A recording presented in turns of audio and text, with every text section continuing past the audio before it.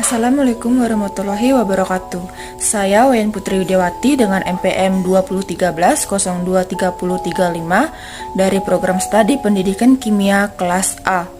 Di sini saya akan memaparkan bagaimana proses belajar dengan materi pengaruh suhu dan luas permukaan terhadap laju reaksi. Berikut indikator pembelajarannya.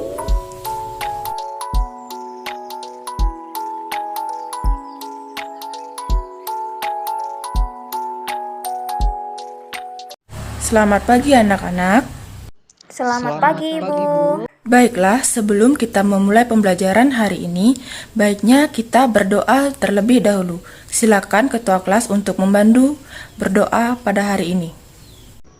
Baik Bu, baiklah siap berdoa menurut keyakinannya masing-masing. Berdoa mulai. Selesai? Baiklah anak-anak, bagaimana kabarnya hari ini? Baik, Ibu. Baik Bu. Syukurlah. Baiklah, sebelumnya akan Ibu absen terlebih dahulu ya. Apakah ada yang tidak hadir? Nihil, Bu. Oke, hadir semua ya. Baik, pada hari ini kita akan belajar tentang faktor-faktor yang mempengaruhi laju reaksi. Silahkan siapkan alat tulis untuk pembelajaran hari ini. Oke, minggu kemarin kita telah mempelajari tentang laju reaksi. Adakah yang masih ingat apa itu laju reaksi? Saya, Ibu. Iya, silakan Dewi. Laju reaksi dapat dinyatakan sebagai laju berkurangnya bereaksi atau laju terbentuknya produk, Ibu. Baiklah, terima kasih Dewi. Ibu lengkapi ya. Jadi, laju reaksi adalah laju berkurangnya suatu reaksi atau laju terbentuknya suatu produk. Nah, laju sendiri menyatakan seberapa cepat atau seberapa lambat suatu proses berlangsung. Nah, pada laju reaksi sendiri terdapat 4 faktor yang mempengaruhi dari laju tersebut. Nah, ada yang bisa menyebutkan apa saja faktor yang mempengaruhi laju reaksi? Saya, Ibu. Iya, Nisa, silakan. Faktor penentu laju reaksi ada 4, Ibu. Di antaranya ada suhu, luas permukaan, konsentrasi, dan katalis. Iya, benar Nisa. Jadi ada 4 faktor yang mempengaruhi suatu laju reaksi. Di antaranya ada suhu, luas permukaan, konsentrasi, dan katalis. Nah, pada hari ini kita akan membahas pengaruh suhu dan luas permukaan terhadap laju reaksi. Nah, yang pertama kita bahas pengaruh suhu terhadap laju reaksi. Baik Bu. Ibu. Baik, sebelum ke pembahasan, simaklah fenomena berikut ini. Baiklah, dari fenomena yang Ibu berikan tadi, apa yang dapat kalian lihat? Sayuran segar dan sayuran yang telah layu, Ibu. Selain itu, adakah yang kalian dapatkan dari fenomena yang Ibu berikan tadi? Sayuran yang ditaruh di dalam kulkas lebih segar dan sayuran yang ditaruh di luar kulkas layu, Ibu. Ibu, saya izin bertanya, kenapa sayur yang diletakkan di dalam kulkas lebih segar dibandingkan sayuran yang tidak diletakkan di dalam kulkas ya, Bu? Pengaruh suhu ya Bu? Iya, benar sekali Nanta. Jadi, sayuran akan lebih tahan lama jika dimasukkan ke dalam kulkas. Nah, untuk lebih jelasnya, kita akan melakukan uji percobaan atau praktikum pengaruh faktor suhu terhadap laju reaksi. Nah, sebelum kita ke laboratorium, akan Ibu tuliskan terlebih dahulu alat dan bahannya. Silakan kalian catat, kemudian buatlah prosedur percobaannya dan diskusikan dengan kelompok kalian masing-masing. Nanti akan Ibu cek satu persatu prosedur yang telah kalian buat. Iya, baik, Ibu. Baiklah, Ibu telah mengecek prosedur percobaan yang telah kalian buat. Sekarang, silakan anak-anak menuju ke laboratorium kimia. Kita akan melakukan percobaan di sana. Dan perlu diingat, setelah menggunakan alat-alat laboratorium, segera bersihkan, kemudian catat apa saja yang terjadi saat melakukan percobaan.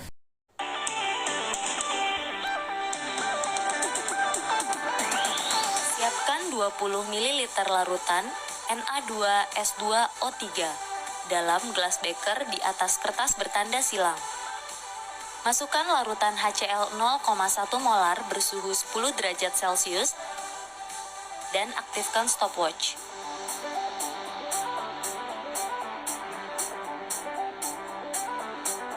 Larutan akan berubah perlahan dari jernih menjadi keruh. Catat waktu yang diperlukan hingga tanda silang tidak terlihat lagi. Lakukan hal yang sama untuk larutan HCl yang bersuhu 20 derajat Celcius, 30 derajat Celcius, dan 40 derajat Celcius. Perhatikan bahwa semakin tinggi suhu reaksi, maka reaksi kimia berlangsung semakin cepat. Nah, dari percobaan yang telah kita lakukan, tentunya kita dapat melihat apa yang menjadi variabel bebas, variabel kontrol, dan variabel responnya. Nah, coba anak-anak kelompokkan apa saja yang menjadi variabel bebas, variabel kontrol, dan variabel responnya. Saya, Ibu.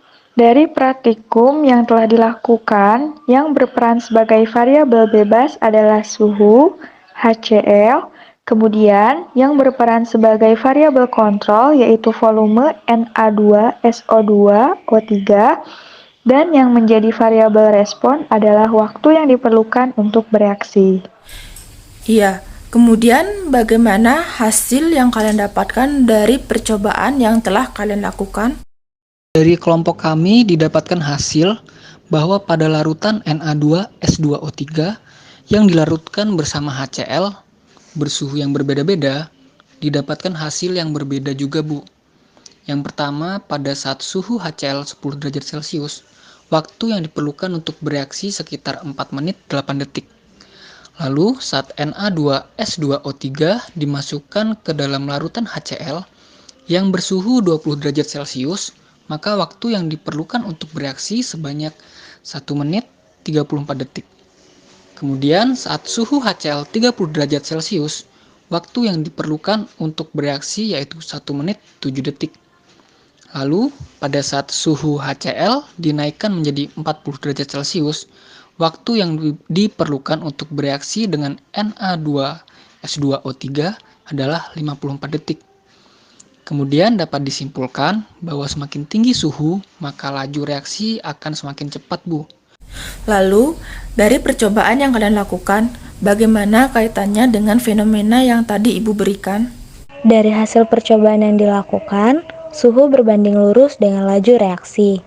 Maka dapat diterapkan bahwa di dalam kulkas memiliki suhu yang rendah sehingga reaksinya pun berjalan lambat. Dan sayuran yang diletakkan di dalam kulkas lebih segar tahan lama dibandingkan sayuran yang diletakkan di luar kulkas yang memiliki suhu lebih tinggi dibandingkan suhu kulkas, sehingga reaksinya pun berlangsung lebih cepat dan pembusukan pada sayur lebih cepat pula, sehingga sayuran menjadi cepat layu dan membusuk. Baiklah, terima kasih. Selanjutnya akan Ibu berikan sedikit tambahan mengenai percobaan dan fenomena yang Ibu berikan. Nah, perhatikan video berikut ini. Baiklah, di sini Ibu akan membahas tentang pengaruh suhu terhadap laju reaksi. Dapat dilihat bahwa ketika suhu dinaikkan, energi kinetik dalam molekul reaktan juga bertambah. Adanya energi kinetik yang tinggi mengakibatkan gerakan antar molekul semakin cepat dan acak. Akibatnya, frekuensi tumbukan yang terjadi semakin besar dan tumbukan efektif juga semakin banyak, sehingga reaksi semakin cepat berlangsung. Jika suhu diperbesar, molekul-molekul bergerak lebih cepat sehingga frekuensi tumbukan juga meningkat. Nah, pada kondisi ini, energi molekul-molekul juga semakin besar sehingga semakin banyak molekul yang mencapai energi pengaktifan. Oleh karena itu, reaksi semakin cepat berlangsung, dengan kata lain, suhu berbanding lurus dengan laju reaksi. Jadi, apakah kalian telah paham bagaimana pengaruh suhu terhadap laju reaksi? Paham, Bu. Nah, Jika kalian telah mengerti dan paham tentang pengaruh suhu terhadap laju reaksi, coba berikan contoh pengaruh suhu terhadap laju reaksi dalam kehidupan sehari-hari selain sayur yang diletakkan di dalam kulkas. Saya Ibu, contoh lainnya itu seperti melarutkan gula menggunakan air panas akan lebih cepat dibandingkan menggunakan air dingin, Ibu. Ya, benar sekali. Nah, selanjutnya kita akan membahas pengaruh luas permukaan terhadap laju reaksi. Baiklah, perhatikan fenomena berikut ini. Nah, dari fenomena yang telah Ibu berikan, apa yang dapat kalian lihat dari fenomena tersebut? Perkaratan pagar, Ibu, atau perkaratan besi. Ya, benar, perkaratan. Lalu apa lagi? Pagar yang dicat agar tidak berkarat, Ibu. Bu, izin bertanya, apa hubungan fenomena yang Ibu berikan dengan luas permukaan terhadap laju? Baiklah, agar lebih paham lagi, kita akan melakukan percobaan di laboratorium. Seperti percobaan yang telah dilakukan, pertama-tama Ibu juga akan menuliskan alat dan bahan yang akan digunakan. Silakan ditulis dan kemudian diskusikan dengan kelompok kalian mengenai prosedur percobaannya. Nanti akan Ibu periksa satu persatu dan Ibu lengkapi. Seperti biasa, tidak lupa Ibu ingatkan, silakan catat fenomena yang terjadi saat melakukan percobaan. Baik, Ibu. Baiklah, Ibu telah melihat dan mengkoreksi prosedur percobaan yang telah kalian buat. Nah, sekarang mulailah praktikumnya. Isilah gelas kimia dengan 20 ml larutan HCl 1 molar. Siapkan 10 gram batu kapur yang berbentuk bongkahan, kepingan, dan serbuk. Masukkan bongkahan batu kapur ke dalam 20 ml larutan HCl 1 molar dan aktifkan stopwatch. Catat waktu yang diperlukan dari batu kapur dimasukkan hingga habis bereaksi. Lakukan hal yang sama untuk batu kapur yang lainnya. Perhatikan bahwa semakin luas permukaan reaksi, maka reaksi kimia berlangsung semakin cepat. Seperti biasa, silakan kelompokkan apa yang menjadi variabel bebas, variabel kontrol, dan variabel responnya. Saya Ibu, yang menjadi variabel bebasnya adalah bentuk dari batu kapur, kemudian yang menjadi variabel kontrolnya adalah mol HCl, dan yang menjadi variabel responnya adalah waktu yang diperlukan untuk bereaksi. Ya, benar. Kemudian apalagi yang kalian dapatkan dari percobaan yang telah kalian lakukan? Dari percobaan yang telah kami lakukan, didapatkan hasil bahwa dalam bentuk bongkahan batu kapur yang direaksikan dengan HCl memerlukan waktu sebanyak 11 detik untuk bereaksi. Kemudian batu kapur yang direaksikan berupa kepingan membutuhkan waktu 8 detik untuk bereaksi dengan HCl. Lalu dalam bentuk serbuk, batu kapur hanya membutuhkan 4 detik untuk bereaksi dengan HCl. Maka dari reaksi yang dilakukan dapat ditarik kesimpulan bahwa dalam masa yang sama semakin halus bentuk suatu zat maka semakin luas permukaan zat.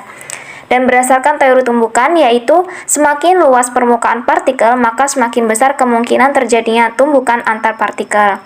Pada serbuk batu kapur yang lebih halus daripada kepingan dan bongkahan, maka semakin besar juga tumbukannya, sehingga laju reaksinya pun semakin cepat, Ibu.